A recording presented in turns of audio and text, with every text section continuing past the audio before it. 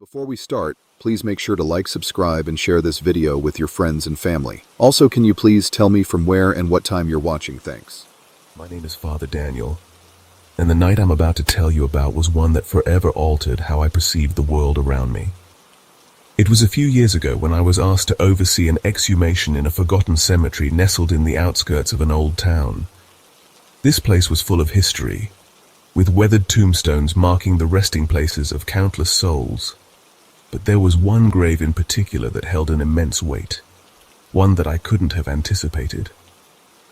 The cemetery was a serene place, tucked away from the bustling life of the town. The air that night had a strange stillness to it, the kind that seemed to amplify every sound and motion. It was calm, but there was an eerie quality to the quiet, as though the earth itself was holding its breath. We were there to exhume the remains of an archbishop who had passed away centuries ago, whose bones were to be moved to a new cathedral that had recently been built in the town center. What seemed like a simple task would soon unfold into something I'll never be able to forget. As we gathered around the gravesite, the cemetery seemed to be suffused with an energy I couldn't describe. The graves themselves, though old, were neatly maintained, their weathered stones draped in thick blankets of moss. A mist crept low over the ground, hovering just above the surface. We all felt it, that unsettling sense that something was off. But we pushed forward, as this was nothing unusual for us. The earth was dug up, the coffin revealed, and that's when everything started to shift. The moment the coffin emerged from its burial place, the air grew noticeably colder, like a gust of frost had swept through. But it wasn't the cold of the night. This was something different, something deeper. I could feel it in my bones. When the lid of the coffin was pried open, it revealed something unexpected. Not a body, but a small weathered book wrapped in what seemed to be the remnants of old, brittle cloth and a pile of ashes. The ashes themselves were strangely unscathed by time, as if they had just recently been placed there. And the book, it was a Bible, but not like any I'd ever seen before. Its cover was dark, the title embossed in Latin, The Final Reckoning. I remember the exact moment I opened the book. It was like the world around me fell silent.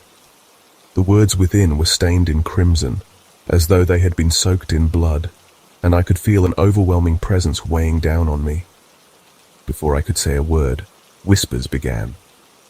At first, they were faint, barely audible, but soon they grew louder, taking shape. They were chanting in Latin, repeating the name of the archbishop over and over, calling for him as though he had never truly left. As if that wasn't disturbing enough, I noticed something standing at the edge of the cemetery near the ruins of an old chapel. A figure, cloaked in black, moving with an unnatural stillness. Its movements were deliberate, too controlled to be natural. For a moment the air seemed to thicken around us and every part of me screamed to run, but none of us moved. We couldn't. It was as though the figure had some sort of hold over us, freezing us in place with its presence alone. It spoke then, the voice low, raspy, and suffocating. "You shouldn't have opened the book," it warned, its words seeming to invade my very thoughts. I felt it all around me, pressing in on me like a physical force, a weight so heavy that I could hardly breathe. As the figure approached us, the mist seemed to rise around it, obscuring its features further, until it was only a silhouette in the gloom. The chapel door behind us crashed open with a violent noise, the sound echoing like thunder. In the light of the full moon, I saw the altar inside. Nothing extraordinary at first, just an empty space. But when I moved closer, my blood ran cold. The crucifix on the altar was twisted, its arms contorted as though in agony, and the figure of Christ was distorted, as if the very image was writhing in pain. It filled me with a deep, primal unease. The cloaked figure stood by the altar now, and its voice became a whisper. Yet it still cut through the air, louder than any sound. "This is the mark of the end," it intoned. The archbishop's final words were not of salvation, but of curse. He knew this day would come, the day when all would be revealed, things that should have remained hidden. I wanted to speak, to ask questions, but the words didn't come. I couldn't move, couldn't think. The presence of the figure was too overwhelming. It vanished then, just as quickly as it had appeared, leaving behind a silence so thick it was suffocating. The temperature dropped dramatically, and I could feel the weight of unseen eyes upon me, as if we were being watched from all directions. When we left the cemetery, I could still hear the whispers echoing in my mind, the figure's words lingering in the air. And the next morning, the book, The Final Reckoning, was gone. It had vanished as if it had never existed. No one spoke of it. We tried to ignore what had happened, but the truth was clear to me. Something had been awoken that night. Something far beyond my understanding. Something I didn't want to face. The cemetery was abandoned after dark. The townspeople spoke in hushed tones about the events that had unfolded, but none of them dared to visit the place anymore. I never went back, not even once. But still, every so often, when I close my eyes, I see that twisted crucifix and hear the voice of the cloaked figure whispering in my ear. And I know, deep in my heart, that whatever had been uncovered that night was never meant to be. It was a secret too dangerous to be revealed, and now, I fear, it's far from over. The first time I visited Monte Serra Cemetery, I was just 28 and newly assigned to a modest parish in a small town in rural Illinois. Monte Serra was infamous.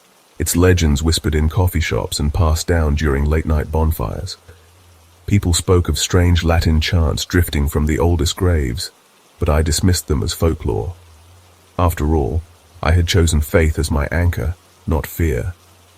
But one family's desperate account stuck with me. They claimed the prayers came from the grave of a disgraced priest, echoing through the pre-dawn hours. Curiosity and duty compelled me to act.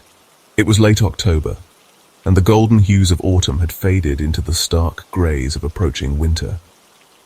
I arrived at the cemetery just before twilight, my car kicking up gravel as it rolled to a stop near the gates. Monte Serra sprawled before me like a forgotten relic, its iron-wrought arches tangled with creeping ivy. The graves stretched in uneven rows, their stones weathered by time and neglect. As the sun dipped below the horizon, the sky bled into shades of deep indigo, and an unnatural stillness enveloped the cemetery. The family had pointed me toward the grave where they believed the whispers began. The plot was in the farthest corner, where the earth felt untouched, and the air carried a damp, earthy scent. I walked the narrow, uneven path with a flashlight in hand, its narrow beam slicing through the shadows. At first, all was silent, except for the crunch of brittle leaves beneath my feet. Then, around 10 p.m., the first sound reached me, a low, mournful voice that seemed to seep out of the ground. My chest tightened as I realized it wasn't just a trick of the wind. The voice wasn't human. It was too deliberate, too otherworldly. It recited something rhythmic, and it took me a moment to recognize the cadence. Latin. With each step, the voice grew clearer, its tone shifting between sorrowful and urgent, as if pleading. I found myself standing before a crumbling tombstone barely legible under the thin beam of my flashlight. The name etched into the stone was almost lost to time, but I could just make out the title "Far" before the rest of the inscription faded into oblivion. The prayers emanated from below, vibrating through the cold air like a lament. Summoning my courage, I began to pray. My words wavered at first, a fragile echo against the otherworldly murmurs. But as my voice grew steadier, the temperature dropped suddenly, the kind of biting cold that freezes breath mid-air. My flashlight flickered, plunging me into brief intervals of total darkness. Then, just as abruptly, the whispers turned into wails, anguished and unintelligible, spoken in overlapping voices that seemed to claw at my ears. Before I could react, something gripped my arm. Not a physical hand, but a pressure that radiated cold. My legs buckled, and I fell to my knees beside the grave.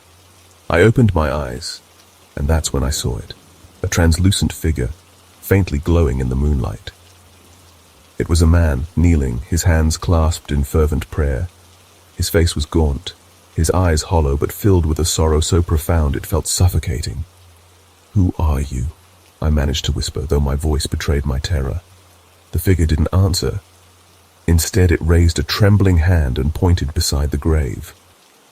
Following its gesture, I spotted something glinting in the grass, a small crucifix, tarnished and forgotten. Hesitant, I reached out and picked it up. Warmth spread through my palm as I gripped it, a sharp contrast to the biting cold surrounding me. The moment I held the crucifix, the figure began to dissolve, its edges blurring into the night.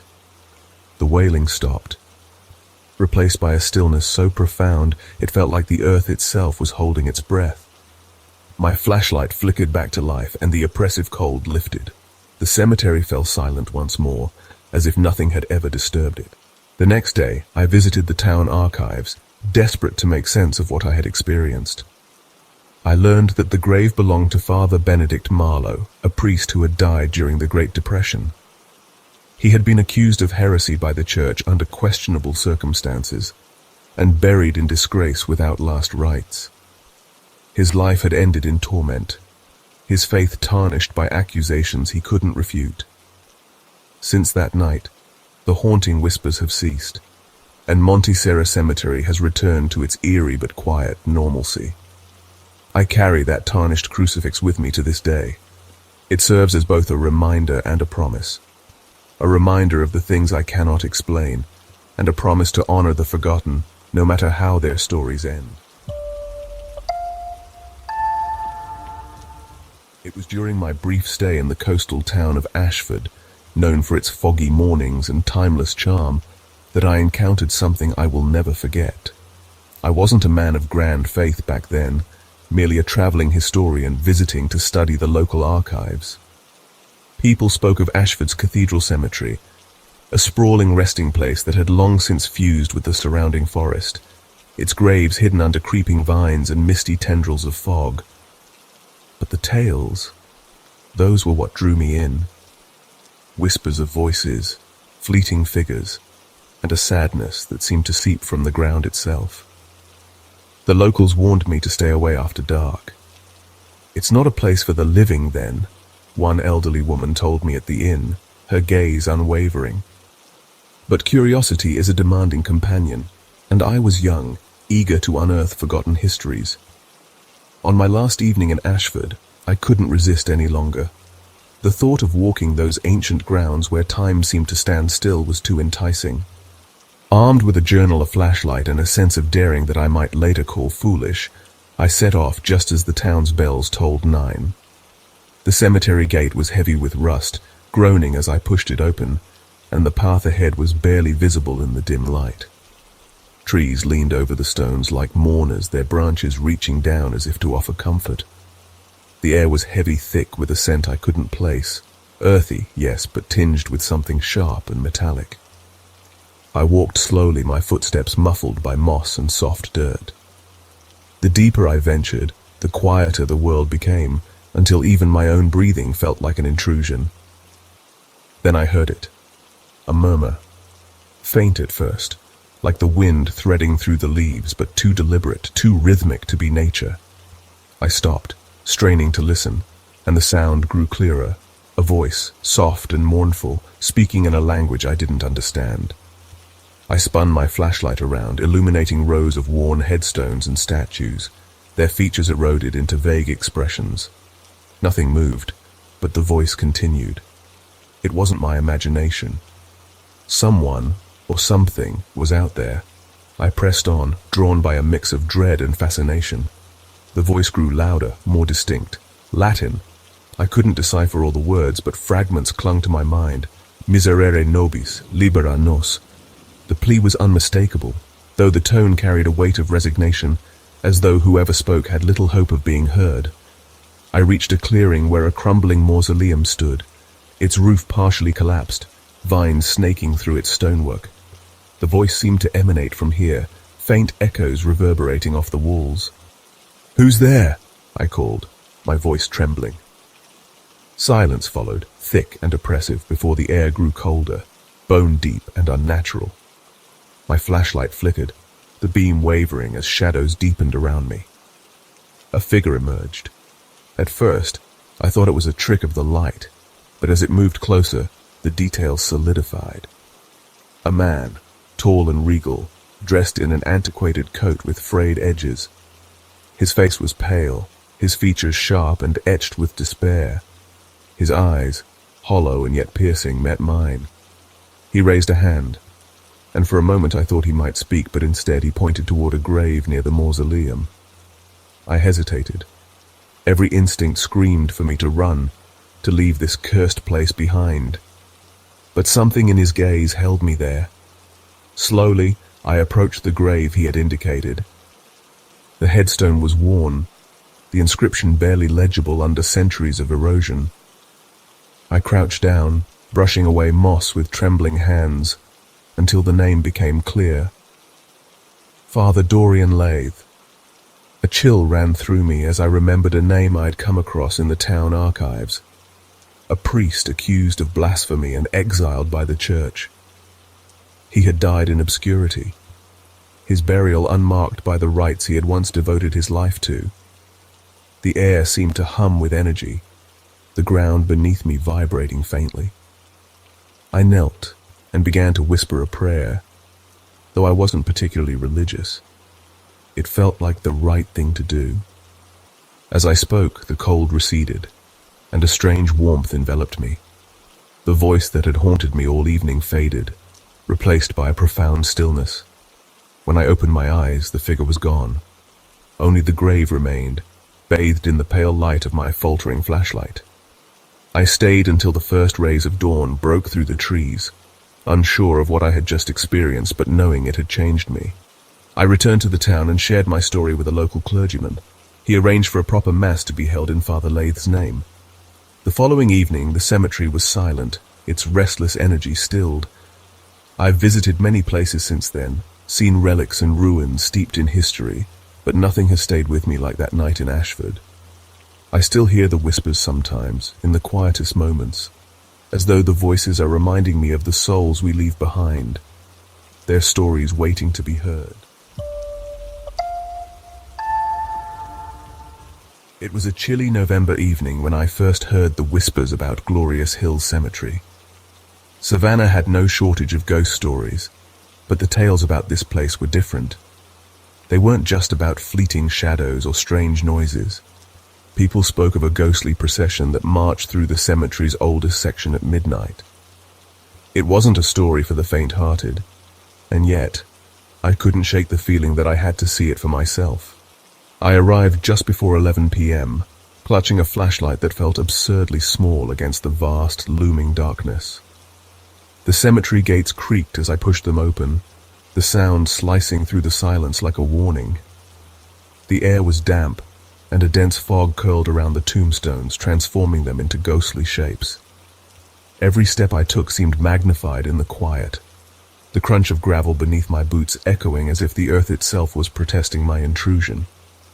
The cemetery's oldest section was said to be where the spirits gathered, a forgotten corner overrun with wild ivy and headstones too weathered to read. As I approached, the air shifted.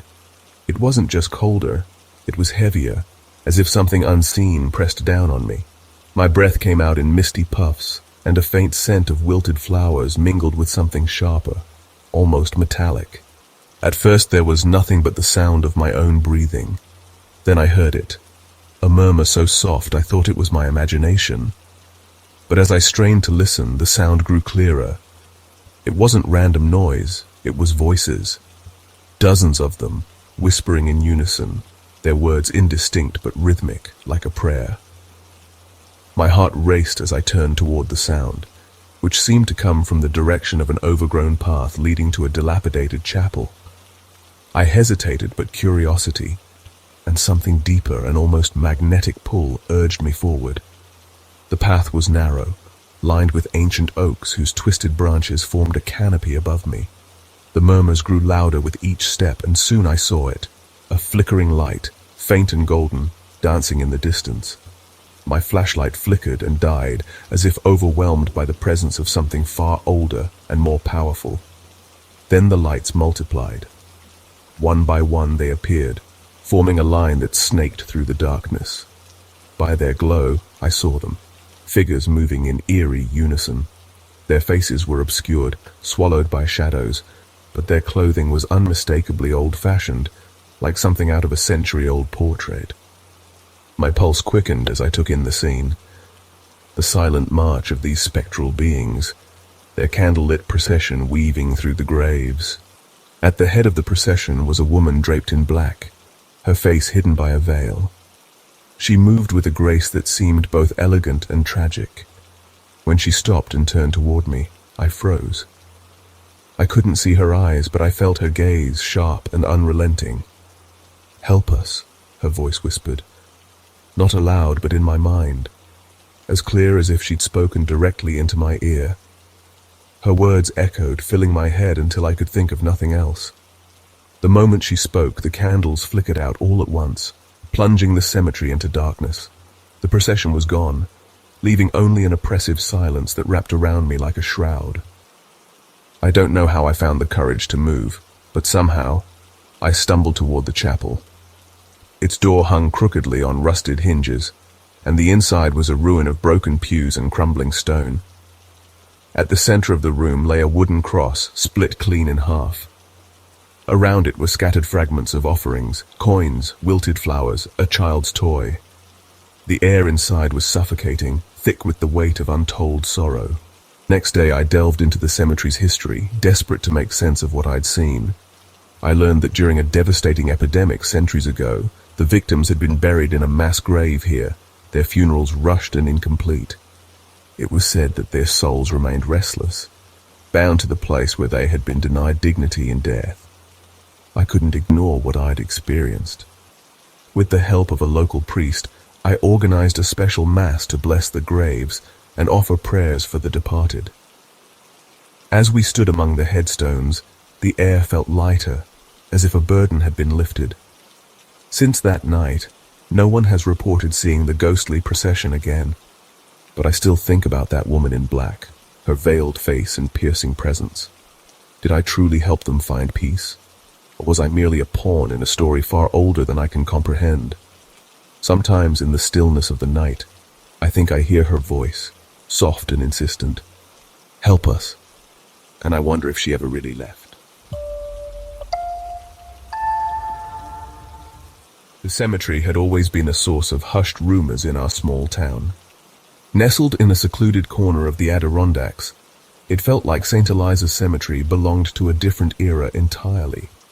Some whispered about curses, others spoke of strange rituals performed on the land before it became a burial ground.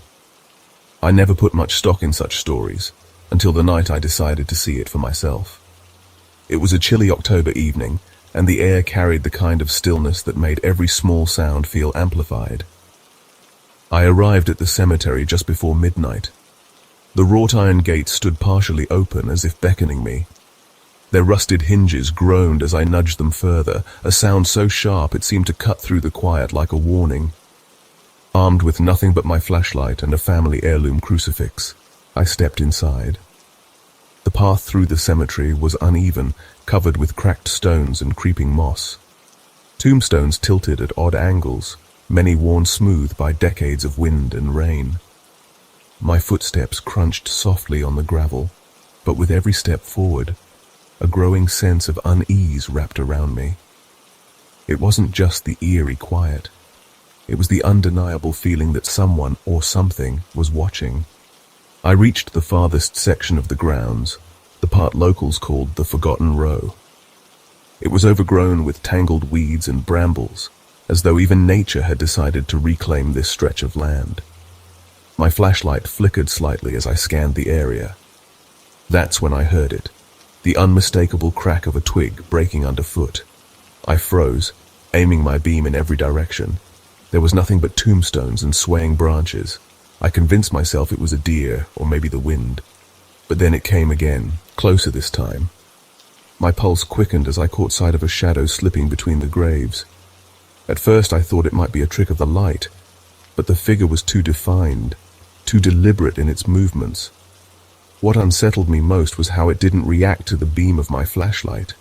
Instead, it moved as though existing in a separate realm, unhindered by the light's reach. My curiosity outweighed my fear, and I pressed on. The shadow seemed to guide me deeper into the cemetery, toward a structure I hadn't noticed before. It was a crumbling mausoleum, its stone facade cracked and weathered with age. Vines crept up its walls like skeletal fingers clawing at the past. I approached cautiously, every instinct screaming at me to turn back. The air grew colder and my breath puffed out in pale clouds. As I reached for the heavy stone door, a whisper brushed past my ear. It wasn't loud, but it was clear enough to freeze me in place. "Leave," it said. The word wasn't threatening, it was pleading. Summoning what courage I could, I pushed the door open. The smell of damp stone and decayed wood filled my nostrils. Inside, a single candle burned on the floor near a central tomb. Its flickering light cast erratic shadows across the walls, but there was one shadow that didn't match the others. It stood tall, distinctly human in shape, yet wrong in every conceivable way. Its edges seemed to shimmer, and where its face should have been, there was only an empty void, a darkness so deep it felt alive. My chest tightened as it turned toward me, its presence suffocating. I clutched the crucifix around my neck, my hands shaking as I began to pray. The shadow hesitated. Its form wavered as though caught between staying and vanishing. I forced myself to keep praying, each word trembling out of my mouth. It took a step forward and the temperature in the room plummeted. My flashlight gave out, plunging me into near-total darkness save for the faint glow of the candle. Still, I didn't stop. Finally, the shadow began to recoil. Its edges blurred, shrinking into itself until it dissolved entirely. The candle's flame sputtered out at the same moment, and an almost deafening silence followed. I stumbled out of the mausoleum, my legs shaky, my heart pounding like a drum. The oppressive weight I'd felt was gone, but the memory of that figure remained seared into my mind. The next day, I visited the town's library, desperate for answers. I found an old journal in the archives detailing the cemetery's history. The mausoleum had belonged to the Holden family, known for their obsession with the occult. They were said to have dabbled in rituals meant to summon and control spirits. The patriarch, a man consumed by greed and power, had died mysteriously within the mausoleum itself. Townsfolk believed his spirit was trapped there, unable to move on. I've never returned to St. Eliza's cemetery since that night, but I think about the shadow often, wondering if it was truly the soul of that tormented man, or something far darker, drawn to the echoes of pain that lingered in that place. Whatever it was, I hope my prayers offered it a measure of peace, but a small part of me fears I may have only stirred something even worse. There's something different about the quiet in our town cemetery. It isn't the kind of peaceful stillness you'd expect. It's heavier, like it's waiting for something. I never noticed it much before, but after what happened, I can't unfeel it. It all began the night I went to check out a series of eerie incidents reported by the cemetery's groundskeeper, Mr. Elias. He was a stoic man, not one for superstition, but his voice trembled when he told me about the whispers, shadowy figures, and doors opening on their own. Something had shaken him to his core, and I'd foolishly volunteered to figure out what. It was a little past 11 when I arrived. The cemetery stretched out under a pale, cloud-covered moon, its iron gates slightly ajar, swaying just enough to let out a faint creak. I had my flashlight, a notebook, and a silver chain I'd worn since my grandmother gave it to me as a kid. I wasn't sure if it would protect me, but I held onto it like a lifeline. The air inside the gates was colder than outside, biting in a way that didn't match the mild October night. I walked slowly, the beam of my flashlight dancing over gravestones cracked with age and names worn down by time. Stone angels stood on pedestals, their faces hollow-eyed, as if they knew something I didn't. Every crunch of my boots on the gravel path felt like an invitation to something unseen. As I moved deeper into the cemetery, the air seemed to thicken. I came upon the mausoleum Mr. Elias had described, a crumbling stone structure at the edge of the grounds, hidden behind a line of overgrown hedges. Its iron door hung slightly open, swaying like a lazy pendulum. I stopped in my tracks. For a moment, I thought I heard something. A faint sound, like someone exhaling just behind me. I spun around, but nothing was there. I hesitated, gripping my flashlight tighter. I knew I should leave, but something compelled me forward. The mausoleum loomed ahead, its darkness a sharp contrast against the silvery glow of the moonlight. As I stepped closer, the door creaked louder, and the sound of my own breathing seemed unnaturally loud. I pushed the door open, and the stale, cold air inside hit me like a wave. The interior was small and damp, with walls lined by stone shelves. A faint, bluish glow seemed to seep from somewhere deeper inside. My flashlight flickered as I scanned the space, its weak light falling on a dusty altar and a stone sarcophagus at the center of the room. And then I saw it. A shadow, tall and human-like, moving in the far corner. It wasn't like a regular shadow, though. It seemed solid, like it had weight and substance. My breath caught in my throat. The figure stood there for a moment before it began to move, gliding closer with an unnatural grace. Its face, or lack of one, was the most horrifying thing. It was just a blank void, absorbing the faint glow that surrounded it. I stumbled back, clutching the silver chain around my neck. The figure stopped, as if sensing my fear, and then in a voice barely louder than a whisper, it spoke. "Why are you here?" The words felt like they weren't meant for my ears, each syllable dripping with malice. I couldn't move. My body felt paralyzed, as though the air itself had turned to lead. But somewhere deep inside me, a thought surfaced. Pray. My grandmother's voice echoed in my mind, telling me to hold on to faith when nothing else made sense. So I did. I whispered a prayer, fumbling over the words at first, but then louder and steadier. The figure hesitated, its edges flickering like static on a broken TV. The room grew even colder, the glow dimming as though the thing was feeding on the light. But as I kept praying, its form began to waver, shrinking and dissolving into the darkness. With one last guttural sound, it vanished, leaving behind a silence so thick it felt alive. I bolted out of the mausoleum, tripping over my own feet as I ran back toward the gate. The air outside felt warmer, less oppressive, but the weight of what I'd experienced stayed heavy on my chest. The next day I visited the local library, desperate to find some explanation. I found an old record about the family who had owned the mausoleum, a wealthy and ruthless patriarch, rumored to have dabbled in dark rituals to secure his power. He died under suspicious circumstances, and locals believed his restless spirit haunted the cemetery, tied to his unrepentant sins. I haven't been back to the cemetery since. Sometimes I drive past it, and the iron gates always seem just a little open, as if waiting for me. I don't know what I faced that night, but I do know this. It wasn't just a shadow. It was something far older, far darker, and far more terrifying than I'll ever understand. And it's still there, watching, waiting for someone else to cross its path. I remember that night vividly, though I wish I didn't. My name is Elias, and back then, I wasn't anyone special. Just an average guy working maintenance at a private university in Charleston. The cemetery on campus, called Hollow Pines, wasn't technically my responsibility. But when the campus priest couldn't make it to bless a grave after reports of strange activity, I was volunteered to assist Father Callahan in his stead. Assist, as if I had a choice. The family who had made the request seemed shaken when they spoke to me earlier that day. They described unsettling things, scratching sounds coming from beneath the ground, glowing lights near the grave at odd hours, and an overwhelming sense of dread whenever they approached the site. "It's like the ground itself doesn't want peace," the eldest son muttered, his face pale as he handed me the directions to the plot. That night I arrived just before 11, armed with nothing but a flashlight and a vague sense of duty.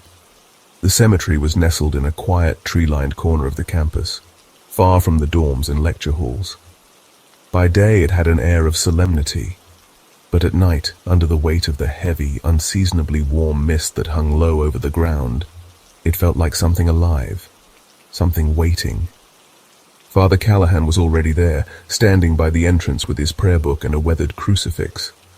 "You didn't have to come," he said when he saw me approach. His tone wasn't unkind, but there was a look in his eyes that made me wonder if he'd rather face whatever was out there alone. "Orders are orders," I replied, trying to sound casual, though my stomach was already churning. The grave in question was deep within the cemetery, far from the main pathways. As we walked, the mist seemed to thicken, clinging to our skin and muffling our footsteps. Even the usual nighttime sounds, crickets, rustling leaves, were absent. I caught myself glancing over my shoulder more than once, certain I'd seen movement in the shadows. Father Callahan said nothing, but his grip on the crucifix tightened. When we reached the grave, I almost laughed out loud. It was so ordinary. A weathered stone, the name partially eroded by time. No eerie symbols, no fresh disturbances in the earth. Just a grave like any other. Yet the air around it felt wrong. Thick, stifling, like stepping into a room with no oxygen. "Let's begin," Father Callahan said, his voice steady but low. He opened his prayer book and began to speak, sprinkling holy water over the grave. I stood a few feet away, holding the flashlight steady, though my hands were already trembling. The first sound was faint, like a soft scraping, almost imperceptible. I thought it was my imagination until it grew louder, more deliberate. Scratch, scratch, scratch. "What the—" I started, but Father Callahan held up a hand to silence me. He kept praying, though his voice wavered slightly. The scratching became more insistent, joined by a low rumble that seemed to come from the ground itself. My flashlight flickered, and in its unsteady beam, I saw movement. At first, it was just the mist swirling unnaturally, but then, something darker began to take shape. A figure. It wasn't human. Not entirely. It was too tall, its limbs too long, its movements unnaturally fluid. Its face, or what passed for one, was a void, a shifting mass of shadow that seemed to pull the light around it. I couldn't look away, even as every instinct in my body screamed at me to run. "Leave this place," the figure hissed, its voice a chorus of whispers layered over each other. "He is mine." I didn't realize I was gripping Father Callahan's arm until he gently but firmly shook me off. He stepped forward, raising the crucifix, and began reciting a prayer I didn't recognize. The figure recoiled slightly but didn't retreat. Instead, it circled us slowly, its movements impossibly smooth. Each step seemed to make the ground shudder beneath our feet. "You have no power here," Father Callahan said, his voice stronger now.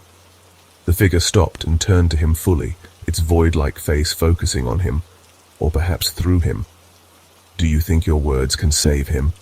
It snarled, and for a moment the mist around us seemed to darken, as if the night itself was closing in. The flashlight slipped from my hand, its beam illuminating the ground, where I saw what looked like faint skeletal handprints emerging from the earth.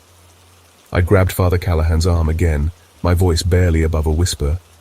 "We need to go, now." But he didn't move. Instead, he gripped the crucifix tighter and took a step closer to the figure. "In the name of God, I command you to leave this place." The figure let out a sound, a laugh, a scream, a cry of rage. It was impossible to tell. It lunged forward, and for a moment I was sure it would destroy him. But as it reached the edge of the holy water sprinkled on the grave, it stopped abruptly, as if hitting an invisible barrier. Father Callahan didn't hesitate. He continued praying, his voice growing louder and more resolute with each word. The figure writhed, its form flickering like a flame in a strong wind. The ground beneath us trembled violently, and the oppressive heat of the mist suddenly gave way to a biting cold that burned my skin. And then, as suddenly as it had appeared, the figure dissolved, its form melting back into the mist. The air cleared, and the silence that followed was almost deafening. Father Callahan collapsed to his knees, his breath ragged, and I helped him to his feet. "Is it gone?" I asked, my voice barely audible. "For now," he replied, his tone heavy with exhaustion. He didn't explain further, and I didn't press him. We left the cemetery without looking back. The family later reported that the disturbances had stopped, but I couldn't shake the feeling that whatever we'd encountered wasn't truly gone. Sometimes, late at night, I still feel it. A presence just beyond the edge of my awareness, watching, waiting. And though I try to convince myself it's just my imagination, deep down, I know better. Hollow Pines isn't just a cemetery, it's a threshold. And some doors, once opened, can never truly be closed. Santa Clara, a quiet suburb nestled on the outskirts of Los Angeles, has always had its fair share of mysteries, yet none has unsettled me more than what I encountered in its municipal cemetery, a place steeped in age and shadowed by whispered tales. My name is Father Daniel, and the events I'm about to recount have haunted my prayers ever since. It started with a man named Miguel, a soft-spoken gardener who worked at the cemetery. He came to the church one late afternoon, his face pale and his voice trembling. He spoke of laughter, childlike high-pitched giggles that echoed through the cemetery at night. At first he thought it was local kids sneaking in after dark, but then he began noticing footprints. Small, delicate prints that appeared freshly pressed into the dirt near the graves, though no one ever seemed to leave them. Miguel's pleas for help tugged at me. He wasn't the type to be easily shaken, and the desperation in his voice was undeniable. Reluctantly, I agreed to accompany him the following evening to investigate. We arrived at the cemetery just after sunset, the sky painted with streaks of crimson and gold that quickly gave way to an oppressive darkness. The air was cool, but carried an unusual heaviness, as if the night itself held its breath. Miguel led me through the winding paths lined with gravestones, some so old their inscriptions had eroded into oblivion. The further we went, the more unsettling the atmosphere became. By the time we reached the oldest part of the cemetery, where crooked headstones leaned precariously among the tangled weeds, a faint sound reached my ears, a soft, distant giggle. It was unmistakable. Miguel froze, clutching his lantern tightly. "Do you hear it, Father?" he whispered, his eyes darting nervously around us. I nodded, my heart pounding harder with each step. The laughter grew louder as we ventured deeper into the cemetery, its joyful tone laced with something unsettling, a sharp edge of malice that sent shivers coursing through me. Then my flashlight caught something in the distance, faint impressions in the damp soil. Footprints, small ones. They trailed away from us toward a cluster of weathered graves, the kind that seemed forgotten by time itself. Miguel hesitated, but I felt compelled to follow. As we moved closer, the laughter abruptly stopped, replaced by an eerie silence so profound it seemed to swallow every sound around us. I raised my flashlight, its beam slicing through the darkness, and then I saw them, shadows flitting between the gravestones. Small, darting shapes that moved too quickly to be children and too fluidly to be entirely human. "Who's there?" I called out, my voice steady despite the unease gripping me. There was no answer, only the sound of Miguel whispering prayers under his breath. Then, we saw it. A pale figure emerged from behind a headstone. It was small, childlike, yet utterly wrong. Its skin had a faint translucence, and its eyes were deep, empty voids that seemed to draw in the light. The figure tilted its head as if studying us, before slowly raising one hand to point at a grave nearby. Against every instinct screaming at me to run, I stepped closer, drawn by a force I couldn't explain. The headstone was worn, but still legible. It bore the name of a young boy, Marco, who had died along with several classmates in a tragic school bus accident nearly 50 years ago. The date etched on the stone matched the accounts Miguel had shared earlier, a day marked by sorrow and loss. The figure remained motionless as I knelt and began to pray, my words trembling but resolute. I asked for peace, for forgiveness, for the souls of those lost to find rest. As the prayer filled the still air, the figure slowly began to dissolve, fading into the night like mist under the morning sun. The heaviness lifted, and for the first time since we'd arrived, the cemetery felt quiet. Not the oppressive silence from before, but a peaceful stillness. Miguel and I stayed until dawn, blessing every grave in the area. When we finally left, he told me he no longer heard the laughter, though he admitted he sometimes felt the weight of unseen eyes watching him during his work. Even now, I wonder if those children's souls found the solace they sought. I still visit the cemetery occasionally, carrying my prayers and my doubts. The municipal cemetery in Santa Clara remains a place where the past lingers, its shadows intertwining with the present. And sometimes, when the wind is just right, I think I can still hear faint echoes of laughter, a reminder that some stories never truly end. My name is Jonathan Grayson, and I'm an archivist in a small town nestled in the heart of the New England countryside. For years, my job consisted of cataloging dusty manuscripts and piecing together fragments of forgotten histories. But nothing in my work prepared me for the events that unfolded one autumn night when I was called to investigate an unsettling mystery at the edge of town. The call came from Eleanor, the caretaker of Whitlock Cemetery, a sprawling burial ground that dated back to the early 1700s. Her voice trembled as she recounted strange occurrences, muffled voices coming from the crypts, flickering lights that seemed to dance between the graves, and shadows that darted behind headstones only to vanish when approached. Eleanor was pragmatic by nature, but fear had seeped into her words, and I couldn't dismiss her concerns. I arrived at the cemetery just after sunset, the sky painted with streaks of burnt orange and deep indigo.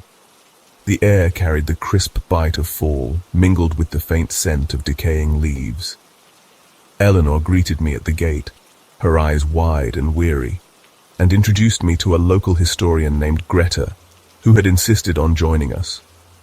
Greta had a reputation for her deep knowledge of the town's past, and an unshakable curiosity, traits that, on this night, felt both reassuring and dangerous. As we ventured deeper into the cemetery, I couldn't shake the oppressive quiet that surrounded us. It wasn't the kind of peaceful silence I'd experienced in libraries or archives. This silence felt alive, watching and waiting.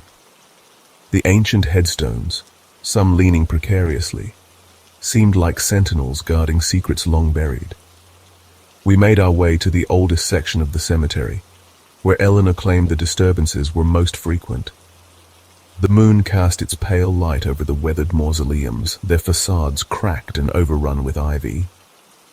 Greta pointed out an unusual detail on one of the crypt doors, a faint symbol carved into the stone almost like a star enclosed within a circle. It was a design I didn't recognize, and its presence sent a chill down my spine. Suddenly, a faint murmuring reached my ears.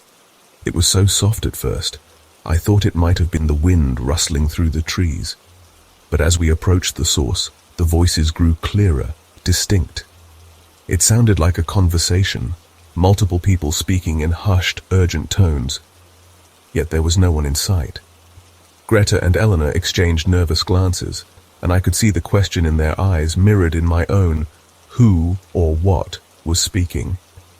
We followed the sound to an old crypt, partially obscured by overgrown shrubs. Its iron gate was ajar, creaking faintly in the breeze. The voices seemed to emanate from within. Against my better judgment, I stepped inside, clutching the flashlight I had brought. Eleanor hesitated, but Greta followed close behind, her curiosity outweighing her fear. The air inside the crypt was colder than it had any right to be. The flashlight's beam swept over rows of crumbling niches, each marked with a small plaque bearing names long forgotten. The murmurs stopped abruptly, replaced by an oppressive silence. I turned to say something to Greta, but the words caught in my throat as I noticed movement in the corner of my vision. A shadow, darker than the surrounding gloom, seemed to shift along the wall. It wasn't cast by us or our light. It moved independently, fluid and deliberate. Before I could react, the crypt door slammed shut behind us, plunging us into near-total darkness. Eleanor's scream echoed through the chamber, breaking the silence. The temperature dropped further, and the faint glow of the flashlight flickered erratically. Then, a low, guttural voice filled the crypt, resonating in a way that made my chest tighten. It wasn't speaking any language I understood, but its intent was clear. We were not welcome. Greta began muttering a prayer under her breath, her hands trembling as she held a small charm she had pulled from her pocket. I fumbled for the latch on the crypt door, but it wouldn't budge, as though an unseen force held it in place.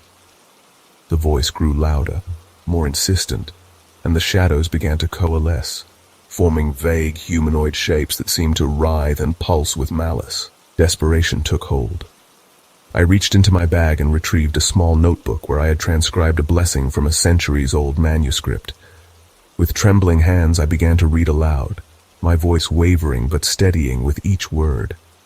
The crypt seemed to vibrate, the shadows recoiling slightly as though the words burned them. The voice snarled, its tone rising to a deafening crescendo. I pushed through, repeating the blessing with all the conviction I could muster. Suddenly the shadows dissipated, and the temperature began to rise. The crypt door creaked open on its own, and the oppressive atmosphere lifted. Outside, the air felt almost warm in contrast. Eleanor was pale, clutching her arms as if to keep herself grounded. Greta stared at the open crypt, her face a mix of fear and wonder. None of us spoke as we hurried back to the cemetery gate. The next day, I returned with a group of local clergy to cleanse the cemetery. As they performed their rituals, I wandered back to the crypt. The strange symbol on the door was gone, as though it had never been there. Yet I couldn't shake the feeling that we had only scratched the surface of whatever lay beneath Whitlock Cemetery. Even now, as I sit in the safety of my study, the memory lingers. I've devoted myself to understanding what we encountered that night, poring over texts and consulting with experts. But part of me wonders if some mysteries are meant to remain unsolved, their secrets buried as deeply as the graves they guard. I remember the night vividly, though I've spent years trying to forget it. My name is Daniel, and at the time, I was fresh out of seminary, assigned to a small church in the heart of New Orleans. My faith was unwavering then, unshaken by doubts or fears. But what happened that night changed everything I thought I knew about the world, and the thin veil separating the living from the dead. It was late December, and the city was cloaked in an unseasonable chill. I was locking up the church after evening mass when an elderly woman approached me, her hands trembling and eyes clouded with desperation. She introduced herself as Mrs. Beauregard and told me about her grandson's grave in Lafayette Cemetery No. 1. Strange things, she said, had been happening. Crying, whispers, even laughter had been heard at night. She was convinced his soul wasn't at rest and begged me to intervene. Though skeptical, I agreed. How could I not? It was my duty, after all, to provide solace to the living and peace to the dead. I arrived at the cemetery just before midnight, the city eerily quiet as I stepped through the wrought iron gates. The air felt unnaturally cold, and a thick mist hung low over the ground, curling around the ornate tombs like skeletal fingers. My flashlight flickered, casting long distorted shadows on the crumbling mausoleums. Every step echoed, as if the stones themselves were murmuring secrets beneath my feet. The grave Mrs. Beauregard had mentioned wasn't hard to find. A small angel statue marked its location, its face worn and weathered, the features almost erased by time. As I approached, a sound stopped me cold. It was faint at first, like a soft sob carried on the wind. I froze, straining to listen. Then it came again, clearer this time, unmistakably human. A child's cry, fragile and filled with despair. "Hello?" I called, my voice trembling despite myself. The crying continued, louder now, as if coming from all directions. I tried to rationalize it. Perhaps it was the wind or a trick of the acoustics. But deep down I knew better. Kneeling by the grave, I began to pray. My words were steady at first, a calming rhythm that I hoped would bring peace to whatever restless spirit lingered here. But as I spoke, the crying changed. It became a wail, piercing, guttural, filled with anguish so profound it felt as if it would tear the sky apart. Then I felt it, Hands. Small, icy, and unrelenting, they gripped my wrists with unnatural strength. I gasped, dropping my flashlight. The world plunged into darkness, but the pressure didn't relent. I couldn't see them, but I could feel them, gripping tighter, pulling me downward as if the earth itself wanted to swallow me whole. "Let me go," I shouted, panic flooding my voice. I tried to pull away, but the hands were immovable, cold as death itself. Desperate, I began to pray louder, my words tumbling out in a frantic stream. "In the name of God, release me!" The grip vanished as suddenly as it had appeared, leaving me gasping on the ground. The silence that followed was deafening, a void that pressed down on me with suffocating weight. I scrambled to my feet, grabbing the flashlight with trembling hands, and bolted toward the cemetery gates. As I ran, I felt it, a presence behind me, heavy and menacing, like eyes boring into the back of my skull. I didn't dare look. The feeling only faded when I burst through the gates and into the street, collapsing under a flickering lamppost. I never returned to that cemetery. Mrs. Beauregard passed away a few months later, and the story of her grandson's grave became a local legend, whispered among the faithful and the curious. Even now, I sometimes wake in the middle of the night, haunted by the sound of that cry. It wasn't just a child's voice. It was something older, darker, something that didn't belong in this world. If you ever find yourself wandering near Lafayette Cemetery after dark and hear the faint sound of weeping, my only advice is this: don't go looking for the source. And if it finds you, pray like your soul depends on it, because it just might.